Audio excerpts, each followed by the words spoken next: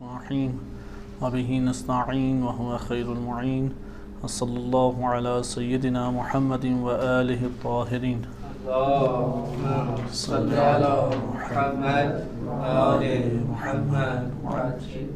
سورہ یونس آیت نمبر 97 ارشاد باری تعالی ہوتا ہے وَلَوْ جَاءَتْهُمْ كُلُّ آیَةٍ حَتَّى يَرَوُا الْعَذَابَ الْأَلِيمَ۔ اس آیت کریمہ کی ذیل میں ہم موضوعاتی طور پہ قصص قرآنی کا جائزہ لے رہے تھے اور اسی کے ضمن میں ہم متشابہ و محکم کے بحث کے اوپر پہنچے۔ محکم اور متشابہات کے حوالے سے ایک طرز تفکر آپ کی خدمت میں پیش کیا گیا ہے، اگرچہ اس کے قرآن کریم کی آیات میں رہتے ہوئے معانی ہمارے پاس مختلف آتے ہیں، البتہ استعمال کلمے کے اعتبار سے کلمہ جو متشابہ ہے اس کا استعمال متعدد معنی میں سیاق کے اگر ہم ذیل میں دیکھیں یعنی قرآنی آیات کے ہی تناظر میں دیکھیں تو مختلف معنی ہمارے سامنے آتے ہیں، 5-6 معنی یہ بنتے ہیں، یا اسی طرح سے محکم ہے وہ اس کے بھی 3-4 معنی ہمارے پاس بن جاتے ہیں اگر ہم قرآن کریم کی آیات میں اس لفظ کا استعمال دیکھیں۔ یہ معنی ہمارے پاس مقالات کی صورت میں بھی، جیسے فقہ میں آپ کو تعارف پہلے کرایا کہ اس میں موجود ہیں، مطالعہ کر سکتے ہیں، ادھر ہمارے لیے اس سے بحث کی بھی گنجائش موجود نہیں ہے۔ محکم اور متشابہ میں ہم نے جو نظریہ یا ابھی ایک قول پڑھا اور اس کے بعد علامہ طباطبائی رحمۃ اللہ علیہ کا آخری قول ہم پڑھیں گے اور یہ بحث ہماری تمام ہو جائے گی، وہ یہ تھا کہ اگر ایک کلام کو سمجھنا قرینے کے اوپر موقوف ہو کہ قرینہ آئے تو تب وہ کلام سمجھ میں آتا ہے، وَإِلَّا وہ کلام یا متکلم کی مراد ہمارے سامنے آشکار نہیں ہوتی تو اس کو متشابہ سے تعبیر کیا گیا۔ اس کے مقابلے میں محکم ہے کہ جس میں مراد متکلم یعنی بولنے والے نے کلام کہہ کے، جملہ کہہ کے یا گفتگو کر کے جو معنی پہنچانا چاہا ہے وہ بلا استعانت قرینۃ، وہ قرینے کی مدد کے بغیر حاصل ہو جاتا ہے، اسے انہوں نے محکم سے تعبیر کیا ہے۔ انشاءاللہ علامہ طباطبائی رحمۃ اللہ علیہ کا جب ہم نظریہ پڑھنا چاہیں گے تو انہوں نے 16 تقریباً اقوال ذکر کیے ہیں، ہم ادھر ہی وہ اقوال تیزی سے دیکھیں گے، کوئی بہت مشکل نہیں ہے۔ مثلا بعض نے کہا ہے کہ مبہم کو متشابہ کہتے ہیں اور غیر مبہم کو محکم کہتے ہیں، بعض کہتے ہیں کہ جو منسوخ جسے کر دیا گیا ہے یعنی ناسخ آیا اس نے نسخ کیا، جو منسوخ ہو گیا وہ متشابہ ہے اور جو ناسخ ہے وہ محکم ہے۔ بعض نے اس طرح سے اقوال ہیں، انشاءاللہ پڑھیں گے، لیکن یہ رائے زیادہ قوی رائے تھی بقیہ کی نسبت۔ کون سی رائے؟ کہ قرینے کے بغیر اگر کلام سمجھ آ جائے، جو متکلم نے یعنی گفتگو کرنے والے نے گفتگو کی ہے وہ سمجھ میں آ جائے تو اس کو محکم سے تعبیر کیا جائے گا، اور اگر قرینے کے بغیر سمجھ نہیں آتی تو یہ متشابہ قرار پائے گی۔ اس کے بعد ہم تعویل کے معنی پہ آئے اور ہم نے یہ دیکھا کہ تعویل متکلمین کو ہم نے ملاحظہ کیا کہ متکلمین کی نظر میں تعویل کیا، سرسری جائزہ لیا، ہم اس کی بھی دقت میں نہیں گئے کہ کیا بحث ہیں، صرف ایک اشارہ آپ کی خدمت میں کیا گیا۔ اس میں علماء امامیہ بالعموم جس بات کے قائل ہیں وہ یہی ہے کہ اگر قرآن کریم یا روایات اہل بیت علیہم السلام میں کسی مطلب کا، کسی معنی کا عقل سے ٹکراؤ ہو جاتا ہے تو پھر ہم نقل کے معنی کو اس طرح سے لیں گے کہ وہ عقل سے سازگار ہو جائے، یعنی عقل سے سازگار کریں گے۔ بالعموم اشاعرہ، خصوصاً قدماء اشاعرہ، وہ اس بات کے قائل ہیں کہ نہیں، عقل سے سازگار نہیں کریں گے بلکہ نقل کو عقل کے تابع نہیں کیا جائے گا، عقل کو نقل کے تابع ہم لے کے آئیں گے اور نقل جیسے کہہ رہی ہے یعنی جیسے قرآن روایات معنی دے رہے ہیں ویسا ہی لے لیں گے، اور یہی منہج اہل حدیث کا ہے۔ اور ہمارے ہاں جو محدثین رہے ہیں، بعض محدثین، ان کا بھی یہی منہج ہے۔ لیکن اشاعرہ میں دوسری رائے یہی تھی کہ جو مکتب امامیہ کی رائے ہے کہ عقل کے تابع نقل کو کریں گے، لیکن متکلمین کی نگاہ ہے۔ آئیں اب ہم قرآن کریم کی رائے یا قرآن کریم کے تناظر میں اس کو دیکھیں۔ ہم اس موضوع کو پڑھ رہے تھے مواہب الرحمن فی تفسیر القرآن سے، اور اس میں آپ کی خدمت میں لغوی معنی بھی ذکر کیے گئے کہ فسرا کا مطلب ہوتا ہے واضح کرنا، بیان کرنا، اور تاویل اوالا سے ہے جس کا مطلب ہے ایک شے کی ابتدا اور انتہا، یا کہ وہ اصل جس کی طرف شے کو پلٹایا جائے، یعنی رجوع الی الاصل، جیسے مفردات راغب نے بہترین اس کا معنی ذکر کیا ہے کہ اصل کی طرف پلٹانا۔ تاویل کا مطلب بھی یہی ہوتا ہے، اصل کی طرف پلٹانا یا ایک شے کو پلٹانا۔ متکلمین نے اصل عقل کو قرار دیا، اس لیے وہ عقل کی طرف پلٹاتے ہیں۔ لیکن آیا قرآن کریم کی تناظر میں بھی تاویل وہی معنی رکھتی ہے جو متکلمین نے ذکر کیے ہیں؟ تو اس بارے میں مفسرین اس بات سے متفق نہیں ہیں بالعموم۔ ہاں یہ ضرور ہے کہ وہ جو متشابہ آیات ہیں اس میں وہ متشابہ آیات سے معنی نہیں لے لیتے، اس کا مطلب یہ نہیں ہے کہ متکلمین نے جو ذکر کیا وہ سارا غلط ہے، باطل ہے۔ مراد یہ ہے کہ روش یہ درست نہیں ہے۔ ممکن ہے ان کے بہت ساری نتائج اور بہت ساری باتیں اپنے طور پہ درست ہوں، یا یہ کہہ لیں کہ علم کلام کے شعبے کے ذیل میں اگر ہم دیکھیں گے تو اسی طریقے سے معنی لیں گے۔ ہم علوم قرآنیہ کے ذیل میں آ جائیں تو یہاں پہ ہم جس طریقے سے معنی لیں گے وہ یہ ہے کہ قرآنی آیات میں جو محکمات ہیں، یعنی قرآنی آیات دو حصوں میں تقسیم ہوتی ہیں۔ قرآن نے واضح طور پہ بیان کیا سورہ آل عمران میں، اس میں کچھ آیات ہیں جو محکمات ہیں اور کچھ آیات ہیں جو متشابہات ہیں۔ ہم محکمات کا تعین کریں اور متشابہات کو محکمات کی طرف پلٹائیں، یہ بعض احادیث مبارکہ میں بھی وارد ہوا ہے۔ یہ ایک ہماری سابقہ گفتگو تھی جو کہ آپ کو خلاصتاً ذکر کی گئی۔ محکمات کو وضاحت کے لیے تفسیر کی ضرورت ہے۔ ابھی جو تناظر میں ہم گفتگو کر رہے ہیں اس تناظر میں یہ کہا جائے گا۔ علامہ طباطبائی رحمۃ اللہ علیہ نے تفسیر کا بھی ایک خاص معنی ذکر کیا ہے، تاویل کا بھی ایک خاص معنی ذکر کیا ہے، وہ انشاءاللہ تعالی اگلے مرحلے میں ہم دیکھیں گے۔ لیکن تفسیر عموماً جو مفسرین ذکر کرتے ہیں وہ ہے کشف القناع، یعنی حجاب اٹھا دینا، پردہ اٹھا دینا، مبہمات سے پردہ اٹھا دینا، حجاب اٹھا دینا، اس کو ہم تعبیر کرتے ہیں تفسیر سے، فسارہ سے۔ تاویل محکمات تفسیر سے تعلق رکھتے ہیں اور متشابہات تاویل سے تعلق رکھتے ہیں، یعنی متشابہات میں ہمیں جس چیز کی ضرورت ہے وہ ہے تاویل کی۔ یہ قرآن کریم کی آیات میں آشکار ہے، اس میں کسی کا اختلاف نہیں ہے۔ البتہ یہ ضرور اختلاف موجود ہے کہ آیا تاویل تفسیر کے دائرے میں شامل ہوتی ہے یا اس سے جدا ہے، اس بارے میں اختلاف موجود ہے۔ ایک اہم قول یہ ہے، یعنی ایک قول یہ ہے کہ تفسیر کا دائرہ وسیع تر ہے، تفسیر محکمات کو بھی شامل ہے، تفسیر متشابہات کو بھی شامل ہے۔ متشابہات والے حصے کو تاویل سے تعبیر کیا جاتا ہے۔ تاویل اور تفسیر متشابہات کے دائرے میں ایک ہی ہے، لیکن متشابہ جو نہیں ہے محکمات کے اوپر جو تفسیر ہمارے سامنے آتی ہے اسے تاویل نہیں کہا جا سکتا۔ بس تاویل کیا ہے کہ متشابہات کی جو تفسیر ہے اسے ہم تاویل کہیں گے، یہ ایک قول ہے۔ اس کے مد مقابل ایک اور قول یہ ہے کہ نہیں، تفسیر کا فقط و فقط محکمات سے تعلق ہے اور تاویل کا متشابہات کے ساتھ تعلق ہے۔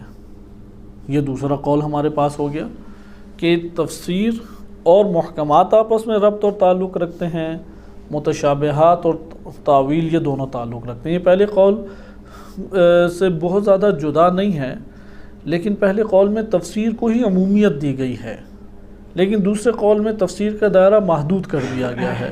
یہ ایک فرق ہمارے سامنے آتا ہے۔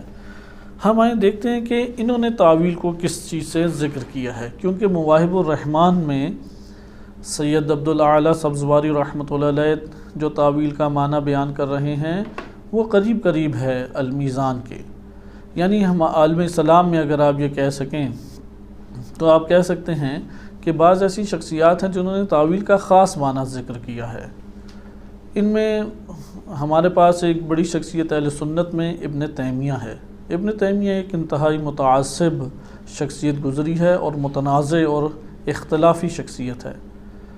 اہل سنت میں بھی جتنے فرقہ جات ہیں سوائے سلفیوں کے، ان کو گمراہ قرار دیا، کفر کے فتوے لگائے اور طرح طرح کے مسائل ہیں، اور مخالفین بھی بہت ہیں ابن تیمیہ کے اہل سنت میں، اور محبین بھی بہت ہیں۔ ایک اختلافی شخصیت ابن تیمیہ، مکتب امامیہ مکتب تشیع کے خلاف شدید ترین تعصب عالم اسلام میں پیدا کرنے والی نمایاں ترین شخصیت ابن تیمیہ ہے۔ لہذا ابن تیمیہ وہ پہلی شخصیت ہے، اس سے پہلے ابن حزم ہے جس نے سب کو کافر کہا، سب کو گمراہ کہا، اشاعرہ بھی، معتزلہ بھی، ماتوریدیہ بھی، حنفی، شافعی، مالکی، سب سوائے حنابلہ پہ بھی اس نے اعتراضات کی، کیونکہ ظاہری فقہ ظاہری سے تعلق تھا اس کا۔ تو الفصل کتاب لکھی ملل و نحل کے اوپر، تو ابن حزم نے بہت بدترین طریقے سے تمام مسلمانوں کے اوپر فتوے لگائے۔ یہ ابن تیمیہ سے 150 سال یا 200 سال تقریباً پہلے ہیں۔ ابن حزم کے بعد ابن تیمیہ آئے، اور ابن تیمیہ نے کفر کے فتوے لگائے، اور وہاں سے پھر یہ قتل و غارت کا ایک سماع پیدا ہوا۔ بالفاظ دیگر اگر آپ ان دو شخصیات کی کتابیں پڑھیں تو اور اس کے اوپر دنیا کے اندر عمل ہو جائے تو آپ کہہ سکتے ہیں کہ وہ پہلے قتل کر کے شیعوں کو ختم کریں گے، اس کے بعد وہ دوسرے نمبر پہ حنفیوں کو قتل کریں گے، کیونکہ حنفی ان کی نظر میں مشرک ہیں، کیونکہ قبور کی پرستش کرتے ہیں، غیر خدا کو پکارتے ہیں، اور کئی قسم کے انحرافات ہیں کہ مقلد ہیں، وہ تقلید کرتے ہیں، بڑے عجیب و غریب اختلافات اندر پائے جاتے ہیں، اور اس حد تک ہیں کہ وہ خود کو حملے کریں اس کے اوپر، ان کو قتل و غارت کی بھیڑ چڑھائیں۔ اس کے بعد وہ آ جائیں گے اشاعرہ پہ، شافعی اور مالکی کو قتل کریں گے، آ جا کے یہ جو مسلمانوں میں 5% گروہ ہے یہی زندہ رہ جائے گا۔ تفکر ابن تیمیہ رکھنے والا مسلمانوں کے اندر جو فقہ اور عقائد کی دنیا میں گروہ ہے یہ 5% ہے، جسے آپ اہل حدیث سے تعبیر کرتے ہیں۔ البتہ ابن تیمیہ نے تعویل کے مورد میں، یعنی یہ تو اس کے وہ اختلافی نکات تھے کہ جو مسلمانوں سے جدا نظر آتے ہیں ہمیں، یعنی مسلمانوں کے فرقوں کو گمراہ کرنا، قتل و غارت کو آباد کرنا، اہل بیت علیہ السلام کے مقام کو کافی نیچے کرنے کی کوشش کی گئی، اور عجیب و غریب آراء دے کے مسائل در مسائل پیدا کیے، اور بہت سارے مسائل ہیں بہرحال، لیکن یہ جتنے آپ مسائل دیکھتے ہیں سارا کا سارا اختتام تفکر ابن تیمیہ پہ ہوتا ہے۔ ابن تیمیہ کے تقریباً 500-600 سال بعد یا اسی کے لگ بھگ محمد بن عبد الوہاب شخصیت آئی، جسے مجدد کے نام سے اہل حدیث طبقہ یاد کرتا ہے، اور اس نے پھر حملے کیے مختلف مسلمانوں کے علاقوں میں، قتل و غارت مچائی، غنیمت کے مال اکٹھے کیے، کفر کے فتوے لگائے، ہر چیز کو شرک قرار دیا گیا۔ تو بہرحال مسائل در مسائل یہ ایک تفکر پھیلا۔ پاکستان میں اصلاً یہ تفکر نہیں ہوا کرتا تھا، ماضی میں بر صغیر پاکستان میں بہت قلیل افراد تھے، یعنی آپ کہہ سکتے ہیں 2%۔ تو اسے پھر آل سعود نے خوب پیسہ لگایا، مدارس قائم کیے، شخصیات بنائیں، اور اس طرح سے اہل حدیث طبقے کو پاکستان میں رواج دیا جا رہا ہے۔ یہ خوارج سے بہت قریب طبقہ ہے، بہت زیادہ قریب، اور تفکر بنیادی طور پہ خوارج کا ہی رکھتا ہے، اور ان سے بھی سختر وہ یقیناً خوارج ہیں، کیونکہ خوارج تو بعض صحابہ کے اوپر کفر کے فتوے لگاتے تھے۔ تو اہل حدیث طبقہ صحابہ کے عنوان سے اور بعض دیگر چیزوں کے عنوان سے دیگر اہل سنت کے قریب ہو جاتے ہیں۔ خلاصہ کلام، ابن تیمیہ کا تعویل کے باب میں ایک نظریہ ہے، اور وہ حقائق خارجی کو تعویل قرار دیتے ہیں۔ یہاں پہ اصل میں موازنہ کرنا یہ مقصود تھا کہ ابن تیمیہ نے جو تعویل کے باب میں نظریہ پیش کیا ہے، اور انشاءاللہ ہم علامہ طباطبائی رحمۃ اللہ علیہ کا بھی نظریہ پڑھیں گے، یا ابھی ہم مواہب الرحمن سے جو نظریہ پڑھ رہے ہیں، یہ انسان کو تھوڑا قریب محسوس ہوتے ہیں، لیکن اس کا یہ مطلب نہیں ہے کہ ابن تیمیہ سے یہ فکر لے کے یہاں پہ لائی گئی ہے، یہ اصلاً ایسا نہیں ہے۔ یا ابن تیمیہ نے یہ جو بات کی ہے وہ اس نے کیوں بات کی ہے وہ بھی انشاءاللہ ہم دیکھیں گے اسی کی کتابوں سے جو ابن تیمیہ نے ذکر کی ہے، لیکن علامہ طباطبائی رحمۃ اللہ علیہ کا نظریہ جدا ہے، یا سید عبدالعالی سبزواری جو بات بیان کرنا چاہ رہے ہیں وہ اس سے کاملاً جدا ہے۔ کس طرح سے جدا ہے؟ کیونکہ ان کا منبع اور ماخذ وہ قرآن کریم کی آیات اور روایات اہل بیت علیہ السلام ہیں، جبکہ اس کا جو ماخذ ہے وہ اس کی جو بات ہے وہ ایک اور پہلو سے ذکر کی گئی ہے۔ ہم آئیں دیکھتے ہیں مواہب الرحمن فی تفسیر القرآن میں سید عبدالعالی سبزواری کیا ذکر کرتے ہیں؟ یہ ذکر کرتے ہیں کہ پہلی بات انہوں نے کی کہ للأول عرض عریض جدا، یعنی جو تعویل کا باب ہے اور یہ اول سے ہے یا الف واو لام اس کے حروف اصلی ہیں، اس کا دائرہ بہت وسیع ہے، یہ کوئی چھوٹی سی چیز نہیں ہے۔ اسے تعویل ایک تو تعویل کے معنی کی تشخیص دینے کے لیے ہمیں تحقیق کی ضرورت ہے، سب اس کے اوپر متفق نہیں ہے کہ تعویل کسے کہتے ہیں، کیونکہ قرآن نے تو واضح کہہ دیا کہ اس کی تعویل سوائے اللہ اور راسخون فی العلم کوئی نہیں جانتا، اور متشابہات تعویل سے تعلق رکھتے ہیں، سب مسلمان اس کے متفق ہیں اس بات پہ۔ اور ابھی ہم یہ پڑھ چکے ہیں کہ جو متشابہات ہیں وہ بعض نے کہا نسبی ہیں، لیکن ہم سید عبدالعالی سبزواری کی بات پڑھ چکے، انہوں نے نسبی کا نہیں کہا، نوعی کہا ہے، شأنی کہا ہے، نہ انہوں نے حقیقی کہا ہے تشابہ کو، نہ نسبی کہا ہے حقیقی، بے معنی یہ کہ سب کے لیے تشابہ ہو، متشابہ ہو اس معنی میں۔ وَإِلَّا قرآن کریم کی صفت ہے، قرآن کریم کی آیات حقیقتاً متشابہ کی صفت سے آراستہ ہیں اور متصف ہیں، لیکن یہ جو اتصاف ہے اس کا سبب کون بن رہا ہے، یعنی کیوں یہ متشابہ بن رہی ہیں، وہ مخاطب کی طرف سے ہے، یعنی وہ سننے والے کی جانب سے اس کے طرف سے مسائل ہیں۔ اللہ تعالیٰ کے لیے کوئی شے متشابہ نہیں ہے، راسخون فی العلم کے لیے کوئی شے متشابہ نہیں ہے، لیکن قرآنی آیات اپنی جگہ پہ متشابہ ضرور ہیں، اور ان میں تشابہ کی وجوہات کو ہم پڑھ چکے، اور سید عبدالعالی سبزواری کا نظریہ بھی ہم پڑھ چکے کہ انہوں نے کہا کہ یہ نسبی نہیں ہیں، نوعی ہیں، شأنی ہیں، اور اس کو پھر آگے ہم نے ملاحظہ کیا۔ آئے اب ہم تعویل کو دیکھیں۔ تعویل کو کیونکہ جاننا ضروری ہے تاکہ متشابہات میں ہمارے لیے مشکل حل ہو، اور متشابہ میں تعویل کے بغیر اتباع نہیں کر سکتے، ٹیڑھے دل اتباع کریں گے، یہ ذہن نشین رکھ لینا چاہیے۔ مثلا ایک آیت ہم پڑھیں اور اس آیت سے ہمارے لیے کئی شبہات پیدا ہوتے ہیں، تو ہم اس آیت کے معنی کے اوپر عمل نہیں کریں گے، اتباع نہیں کریں گے۔ متشابہات کی اتباع سے قرآن نے نہیں کی ہے، منع کیا ہے، اور جو متشابہات کی آیات کے اوپر عمل کرتا ہے اسے قرآن کریم نے گمراہ قرار دیا ہے، ٹیڑھے دل والا قرار دیا ہے، اس کے دل کے اندر زیغ ہے، یعنی اسے گمراہی کی صفت سے متصف قرآن نے قرار دیا ہے۔ اچھا، متشابہ کو پھر کیا کریں؟ ہم متشابہ کی تعویل کریں گے۔ تعویل کسے کہتے ہیں؟ آئیں اب اسے ہم یہ دیکھیں۔ انہوں نے کہا کہ عرض عریض جدا، کافی اس کا وسیع دائرہ ہے۔ فَيَشْمُلُ كُلَّ مَا لَهُ قَابِلِيَّةُ الشُّمُولِ، تعویل ہر اس شے کو شامل ہے کہ جس میں شمولیت کی قابلیت پائی جاتی ہے، یعنی جو تعویل کا معنی ہے ہم کریں گے، اس معنی کے دائرے میں جو چیز آ سکتی ہے وہ تعویل سے تعلق رکھ لیتی ہے۔ اس لیے مثلا ایک مثال انہوں نے دی، اس مثال کو دقت سے آپ دیکھیے، کیونکہ ہم پیچھے پڑھ چکے ہیں کہ بالعموم کون سے مضامین قرآن کے تعویل سے تعلق رکھتے ہیں۔ ایک ہے ہمارے پاس قیامت کے موضوع کی جو آیات ہیں ان میں ہمیں بہت سارے شبہات پیدا ہوتے ہیں۔ دوسرا ہے خلقت انسانی کے۔ اچھا، نمبر 3 جس میں ہمیں شبہات پیدا ہوتے ہیں توحید کا باب، مبدأ جسے کہتے ہیں، توحید کا باب ہے۔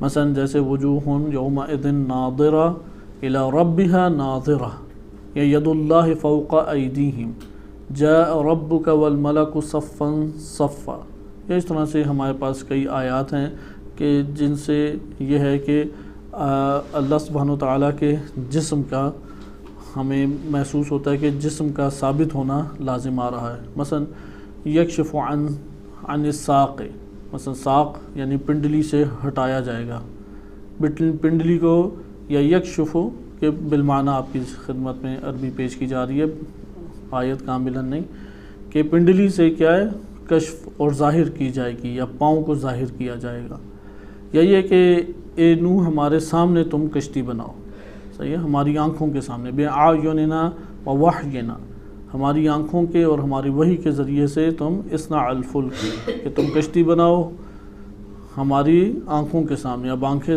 ثابت کی جا رہی ہیں۔ تو یہ ساری کی ساری آیات توحید سے متعلق ہیں، صفات باری تعالی و افعال الہی سے تعلق ہیں، ادھر تشابہ پیدا ہوتا ہے۔ یہاں پہ انہوں نے جو مثال دی ہے تاکہ آپ ادھر تأویل کا معنی سمجھ سکیں، کیونکہ انہوں نے کہا کہ ہر وہ چیز جو شمولیت کی قابلیت رکھتی ہے اس کے معنی کی، اس کو تاویل سے ہم تاویل کا معنی اسے گھیر لے گا۔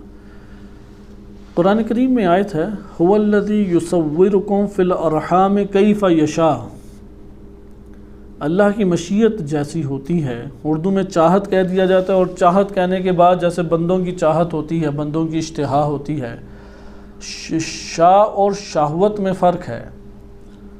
جو اردو میں چاہت ہے بالعموم یہ چاہت وہ اشتہا کے معنی میں آتی ہے، اگرچہ معنی وسیع تر ہے اردو میں بھی چاہنا، وہ دیگر چیزوں کو ارادے کو بھی بعض اوقات شامل ہو جاتا ہے، دیگر چیزوں کو بھی، لیکن بالعموم ہم اردو میں جب کہتے ہیں کہ میں تو یہ چاہتا ہوں، یا میں فلاں کھانا کھانا چاہ رہا ہوں، ابھی میں فلاں عمل انجام دینا چاہ رہا ہوں، اس کی جو چاہت ہے وہ شہوت سے عکاسی، شہوت کی عکاسی کرتی ہے۔ شاء شہوت سے نہیں ہے، کیونکہ شہوت کے حروف اصلی اگر آپ دیکھیں یا اشتہا ہم دیکھیں تو یہ غالباً ناقص واوی بنتا ہے، شین ہا اور واو، لیکن شاء یہ محموز اللام ہے، شین ہے واو یا یا، زیادہ احتمال ہے کہ یہاں پہ یا ہے، یعنی اجوف یائی ہے شاء، اور آخر میں حمزہ ہے اس کے، لہذا دونوں کے حروف اصلی ہی جدا ہیں، اس لیے شاء کا مطلب چاہنا جب ہم کرتے ہیں اردو میں، تو اردو میں چاہنا آپ بھی یہ کہہ سکتے ہیں کہ بہت مناسب ترجمہ نہیں ہے، مناسب ترین ترجمہ یہ ہے کہ مشیت کیا جائے، مشیت اور شاء ایک ہی ہے۔ یہاں پہ آیت میں آپ غور کریں، آیت میں ارشاد باری تعالی ہوتا ہے هو الذی یصورکم فی الارحام کیف یشاء، کہ اس کی جیسے مشیت ہے اس نے تم لوگوں کی شکم مادر میں ویسی ہی تصویر کشی کی ہے، رحم مادر میں ویسی ہی تصویر کشی اللہ کی ذات نے کی ہے، کیف یشاء جیسی اس کی مشیت تھی۔ اب یہاں پہ سوال یہ پیدا ہوتا ہے هو الذی یصورکم، یہاں پہ یصورکم پہ دقت کریں، اس نے تمہاری کیا کی ہے؟ تصویر کشی کی ہے۔ یصورکم یعنی تصویر کشی کرنا، وہ ذات ہے کہ جس نے تمہاری تصویر کشی کی۔ سوال یہ پیدا ہوگا تصویر کشی سے کیا مراد ہے؟ یعنی یہ نقش و نگار جو ہمارے ابھی بنے ہوئے یہ تو اللہ سبحانہ و تعالیٰ نے بنائے، خلقت میں اللہ نے ہمیں جسمانی خلقت ایسے دی، قبر میں ایسے نہیں ہوں گے، اسی لیے خواب میں اپنے عزیزان اس طرح سے آتے تو سمجھتا ہے کہ یار یہ وہی ہے، قبر میں تو یہ صورت نہیں ہے، قبر میں وہی ہے کہ جو آپ چند دنوں کے بعد مٹی ہٹا کے دیکھیں تو وہ جو کھوپڑی نظر آئے گی وہ ہے ہماری اصل صورت۔ تو یہ تو نقش نگار ہیں کہ جو تھوڑے تھوڑے اختلاف سے مختلف ہو جاتے ہیں، کوئی زیادہ اختلاف نہیں ہے۔ وہ اللہ تعالیٰ نے اعضاء دیے، اعضاء کے اوپر نقش نگاری کی اور صورت کشی کی، لیکن قبر میں صورت کشی ہوگی ہمارے عمل کے ذریعے سے، اعمال جو ہیں وہ صورت کشی کا سبب بنیں گے۔ البتہ اعمال میں بھی نیت عمل کو آشکار کرتی ہے، خالی عمل کام کا نہیں ہے، نیت کے ہمراہ عمل کام کا ہے۔ جیسا کہ کئی دفعہ یہ اشارہ کیا جا چکا ہے کہ عمل وہ نیت جیسی ہوگی ویسا عمل پہ حکم لگے گا۔ اگر ایک منافق مسلمانوں کی صفوں پہ کھڑا ہے اور وہ نمازیں پڑھ رہا ہے یا ریاکار نماز پڑھتا ہے تو اس کی صورت تو مسلمانوں جیسی ہے، لیکن چونکہ اس کی نیت فاسد تھی تو نماز فاسد کہلائے گی۔ اسی کو قرآن نے اس طرح سے بھی بیان کیا ہے، وَمَن يَعْمَلْ مِثْقَالَ ذَرَّةٍ خَيْرًا يَرَى وَمَن يَعْمَلْ مِثْقَالَ ذَرَّةٍ شَرًّا يَرَى، وہاں پہ ہے کہ جس نے عمل انجام دیا ذرہ برابر بھی۔ اب ایک شخص ہے وہ آیا ہے، مثلا امام علی علیہ السلام کو قتل کرنے ابن ملجم آیا، نماز پڑھی ہے، نماز خیر ہے یا شر ہے؟ اس کی نیت کیا تھی؟ حجت الہی کو شر۔ یہاں پہ وہ نماز کو دیکھے گا یا اپنی نیت کے بد کو دیکھے گا؟ وَمَن يَعْمَلْ مِثْقَالَ ذَرَّةٍ خَيْرًا يَرَى، یہاں پہ نماز وہ دیکھے گا یا وہ اپنی نیت کے مطابق اس کا حساب ہوگا؟ لہذا یہاں پہ عمل سے مراد کیا ہے کہ نفس نے جو عمل انجام دیا، بالفاظ دیگر نفس کا عمل مطلوب ہے یا بدن سے صادر ہونے والا عمل مطلوب ہے؟ کون سا عمل مطلوب ہے اللہ تعالیٰ کو؟ نفس سے، کیونکہ جو جسم سے صادر ہوتا ہے اس میں ایک قسم کا مجبور ہے انسان. جو نفس میں صادر ہوگا عمل وہی جسم سے آشکار ہوگا، سوائے اس جگہ کے مثلا اگر ایک نے اپنے نفس میں بد دبایا ہوا ہے اور صادر وہ ظاہر اچھا کر رہا ہے، تو اس جگہ پہ جو خلاف وہ واقع دے رہا ہے وہ وہاں پہ اپنے نفس کو آشکار نہیں ہونے دے رہا، کیونکہ اس کے نفس کے اندر بدی تھی. تو یہ نماز کی جو صورت ایجاد کر رہا ہے یہ بھی حقیقت میں بدی ہی کی صورت میں وجود میں آ رہی ہے، ہمیں وہ اچھی دکھائی دے رہی ہے. تو یہاں پہ آپ نے ملاحظہ کیا کہ دقت کرنے کی ضرورت، اس لیے وَمَن يَعْمَلْ مِثْقَالَ ذَرَّةٍ خَيْرًا يَرَهُ، وہ خیر دیکھے گا تو کیسے خیر دیکھے گا؟ وہ جو نفس نے انجام دیا ہے اسی کو وہ دیکھے گا. اگر نفس نے ذرہ بھی انجام دیا، اسی لیے توبہ کے مراحل جو ذکر کیے گئے ہیں، ایک توبہ کا مرحلہ ہے کہ اللہ جو میرے جسم سے صادر ہو گیا اسے معاف کر دے. اگلا توبہ کا مرحلہ کیا ہے؟ اے پروردگار جو میری نیت نے گناہ انجام دیا وہ یعنی میرے نفس نے نیت کے عنوان سے گناہ انجام دے دیا اسے معاف کر دے. اس سے اگلا مرحلہ کیا ہے؟ اے پروردگار نیت تو نہیں کی تھی، جو میں نے خیال برپا کر کے گناہ کیا ہے اور اپنے نفس کو آلودہ کیا ہے اس سے مجھے پاک فرما دے.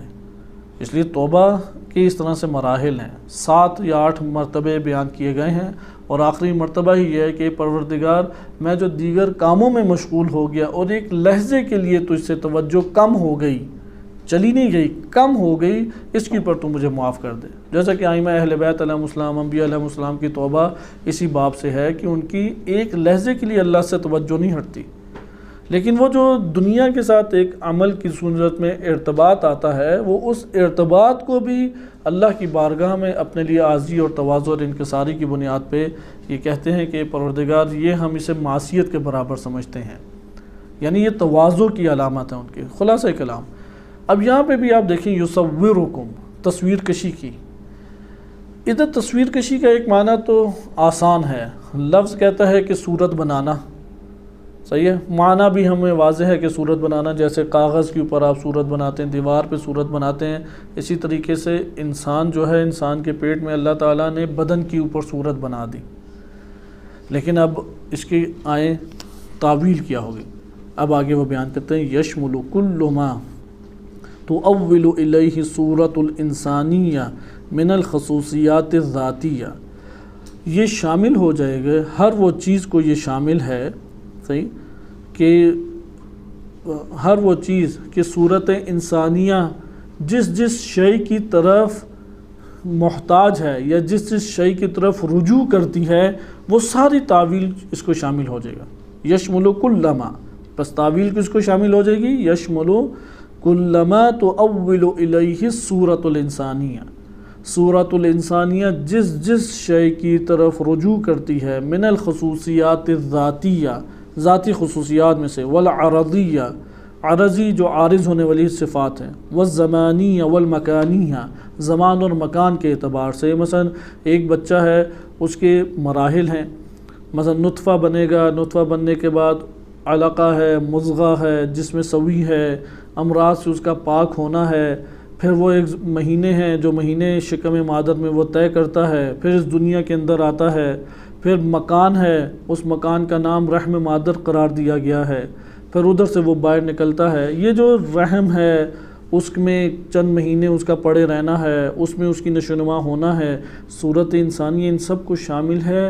یہ تعویل کہلائے گی. یہ کیا کہلائے گی؟ تعویل.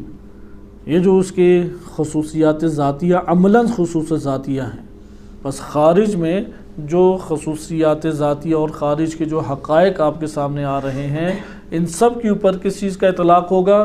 تعویل کے باب سے یصورکم. پھر آگے کہتے ہیں وَيَدْخُلُ فِي التَّعْوِيلِ كُلُّ ذَلِكَ، تعویل میں یہ سب چیزیں کیا ہو جائیں گی؟ داخل. مثلا اس جگہ پہ یصورکم کی کوئی پوچھے کہ تفسیر کیا ہے، ہم کہیں گے کہ رحم مادر میں اللہ تعالیٰ کی ذات اپنی مشیت کے مطابق تصویر کشی کر دیتی ہے. تعویل کیا ہے اس آیت کی؟ ہم کہیں گے کہ وہ سب کے سب مراحل جو تصویر کشی کرتے ہوئے گزارے ہیں اس ایک مولود نے، وہ سارے کے سارے مراحل کس میں آ جائیں گے؟ زمان کے اعتبار سے، مکان کے اعتبار سے، دیگر خصوصیات کے اعتبار سے وہ سارے کے سارے کس میں آ جائیں گے؟ تاویل میں آ جائیں گے۔ فَإِذَا نَظَرَ الرَّاسِخُ فِي الْعِلْمِ إِلَى صُورَةِ إِنسَانٍ، اگر ایک راسخ فی العلم یعنی راسخون فی العلم ذات انبیاء یا ائمہ علیہم السلام، وہ صورت انسان کی صورت کے اوپر جب نگاہ کرتے ہیں، یعلم بعلمہ الراسخ جمیع الحالات الواردہ علی الانسان فی عوالمہ الطولیہ والعرضیہ، تو وہ راسخون فی العلم اپنے علم کی وجہ سے جیسی صورت انسان کو دیکھتے ہیں تو وہ تمام کے تمام حالات سے واقف ہو جاتے ہیں کہ جو حالات اس انسان کے اوپر وارد ہوئے ہیں، اس انسان کے اوپر آئے ہیں۔ کون کون سے حالات؟ طول کے اعتبار، عوالم کے طول کے اعتبار سے اور عوالم کے عرض کے اعتبار سے۔ عوالم سے مراد عالم ہے، جہان ہے۔ انسان کا ایک وجود مادی ہے، جیسے یہ ہماری صورت ہے جو اللہ تعالیٰ نے عنایت کی۔ ایک ہمارا وجود مجرد ہے، وجود مجرد کا ایک نوع تعلق برزخ سے ہے اور ایک نوع تعلق قیامت کے ساتھ ہے، یہ عوالم ہیں۔ طولی عوالم، اس سے یہ خاص معنی مراد ہے، عرفانی اصطلاحات کے ضمن میں بات زیادہ چلی جاتی ہے، اور عرض بھی۔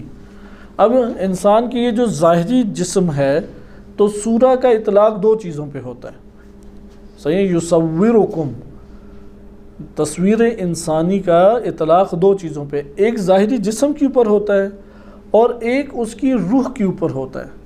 روح کے اوپر ہونے سے مراد یہ کہ یہ روح ابھی کس کیفیت اور کس حالت میں موجود ہے، یعنی اس روح کا حدود اربع کیا ہے۔ مادہ اور سورہ سے مراد تعین ہے، سورہ آ کے اس کے وجود کو متعین کر دیتی ہے کہ یہ سورہ اس عنوان سے آشکار ہوتی ہے۔ مثال کے طور پہ اگر آپ کے پاس ایک مادہ ہے، مثلا آٹا پڑا ہوا ہے، آپ آٹے کے اوپر ایک پیالہ لیتے ہیں یا ایک پیالی لیتے ہیں چائے کی، وہ آپ اس آٹے کے اوپر رکھ دیں، رکھنے کے بعد اٹھا دیں تو وہاں پہ ایک دائرہ بن جائے گا یا نہیں؟ یہ جو دائرہ بنا ہے اس نے تعین کر کے بقیہ حصے سے اس آٹے کے حصے کو جدا کر دیا یا نہیں؟ یہ جو جدائی والا مادہ ہے، اس آٹے کے اندر جدائی والا جو آپ کے پاس پہلو ہے، اس کو سورہ سے تعبیر کیا جاتا ہے۔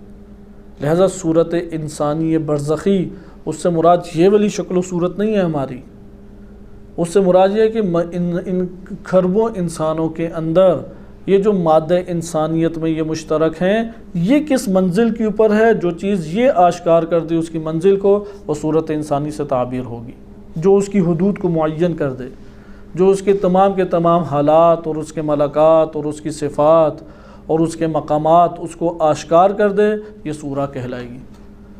وَيُصَوِّرُكُمْ فِي الْأَرْحَامِ، آیا اللہ سبحانہ وتعالیٰ کا اب آیا یہ پہلو بھی شامل ہے؟ یعنی یہاں پہ سید عبداللہ سبزواری یہ بیان فرماتے ہیں کہ یہ جتنے عوالم میں سورہ کا معنی موجود ہے اور سورہ مرحلہ با مرحلہ جتنے بھی جگہوں سے گزرتی ہے، وہ طولی ہوں یا عرضی ہوں، ان سب کو کون شامل ہے؟ یہ تعویل کا باب شامل ہے۔ اچھا، یہاں پہ ایک سوال، کیا یہاں پہ تعویل معنی میں ہے یا تعویل خارجی حقائق سے تعلق رکھتی ہے؟ کیا ظاہرہ ہمارے لیے ہو رہا ہے ادھر؟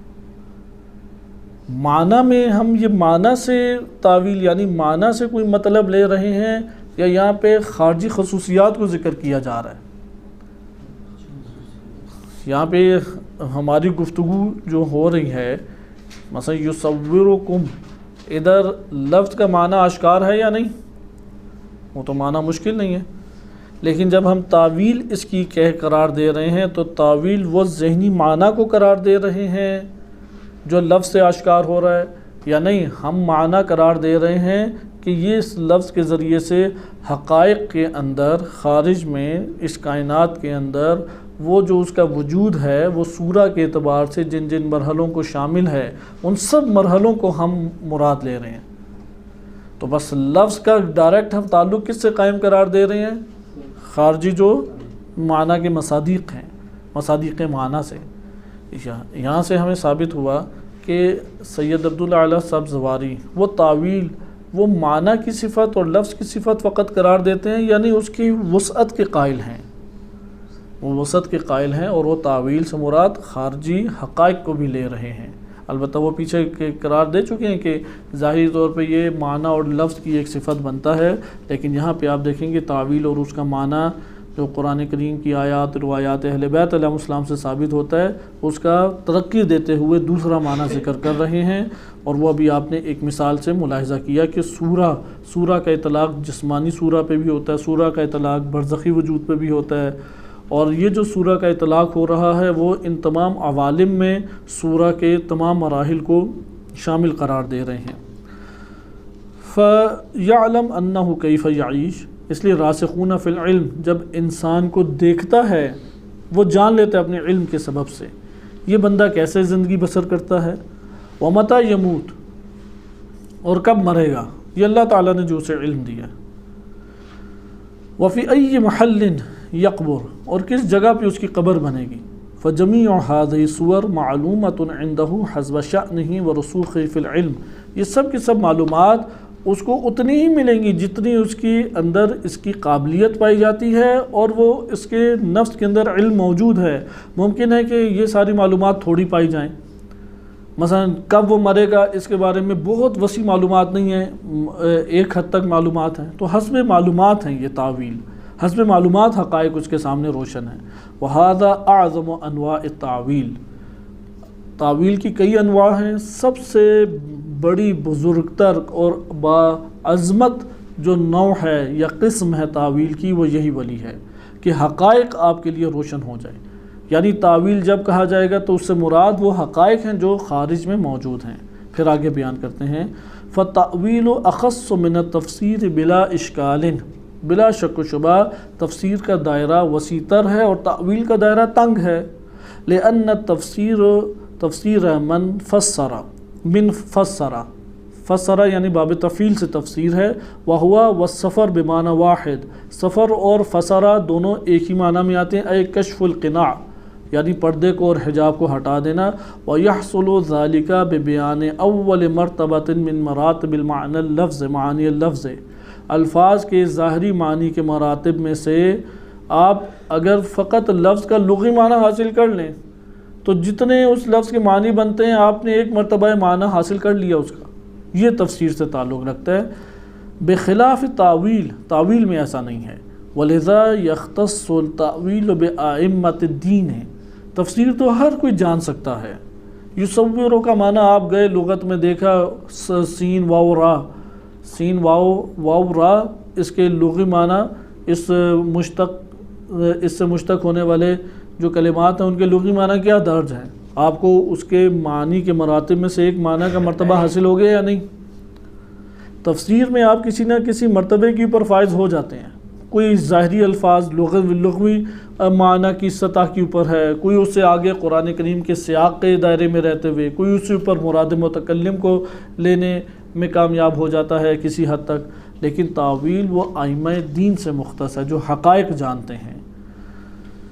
کما ورد عنہم، کہ یہ ان سے وارد ہوا ہے، ان عندنا علم التأویل، ائمہ اہل بیت علیہ السلام سے وارد ہوا ہے کہ ہمارے پاس کیا ہے، تعویل کا علم موجود ہے، تفسیر کا فقط نہیں، یعنی خارجی حقائق کس کس طرح سے ہیں ہمارے پاس اس کا علم موجود ہے۔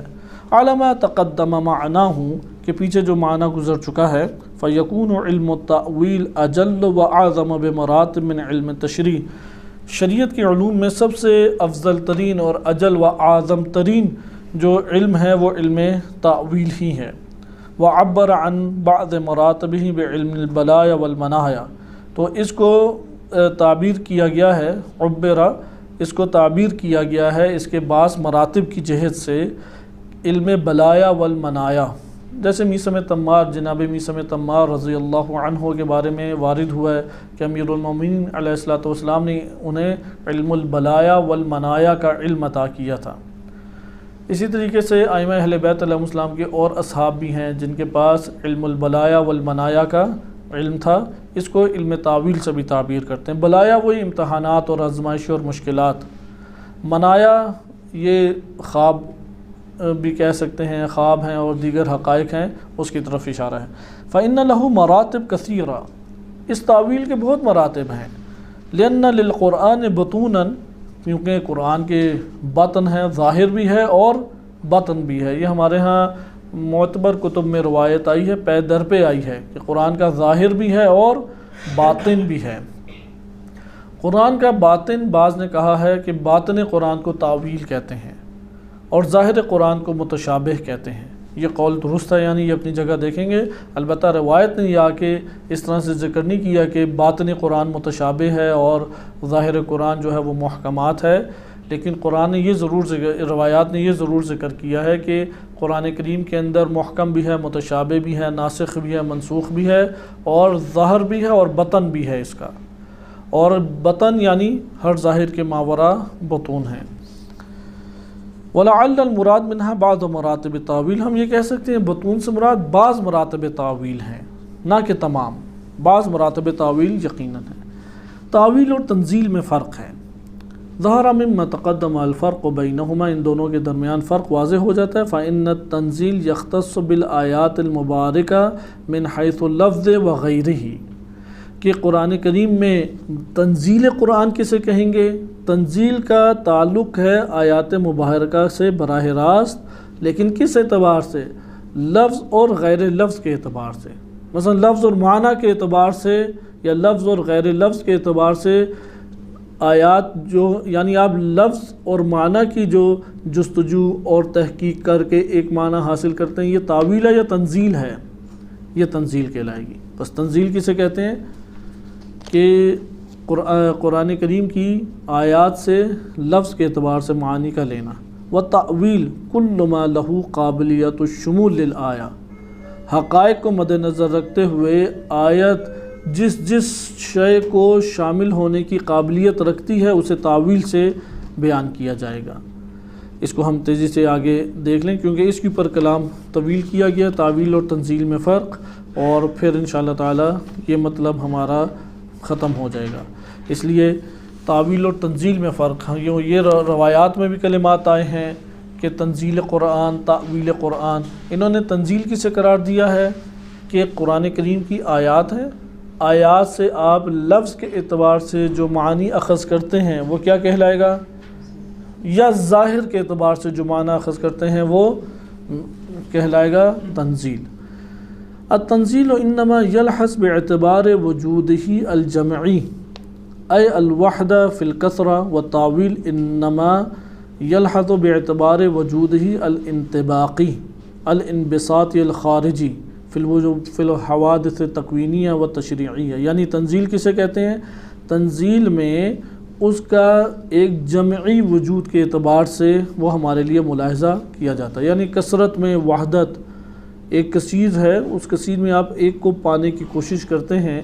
تو یہ ابھی اس کی مثال دیں گے، انہوں نے لفظ ایسے لے کے آئے ہیں جو ہمارے ہاں فلسفہ میں بالخصوص چلتے ہیں، جس کی وجہ سے ممکن ہے کہ سمجھنے میں تھوڑی پیچیدگی ہو جائے، ورنہ مراد نیچے آشکار ہو جائے گی۔